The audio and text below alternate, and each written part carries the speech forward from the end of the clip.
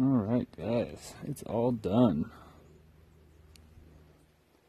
This was a very challenging build for me. I have never made a spear before. I've never forged a spear before. It was a lot of fun using a leaf spring. a good challenge. This was a very unique one. It's 19 inches overall with a 10-inch blade. And it's got a unique edge because I actually ended up hollow grinding the edge and then flat grinding a second bevel as the secondary edge. And what that's called is, I believe, it's called an appleseed edge. If you think about how that's shaped, because it's concaved and then it's a flat edge. And I think it'll make a really good edge for something like this spear.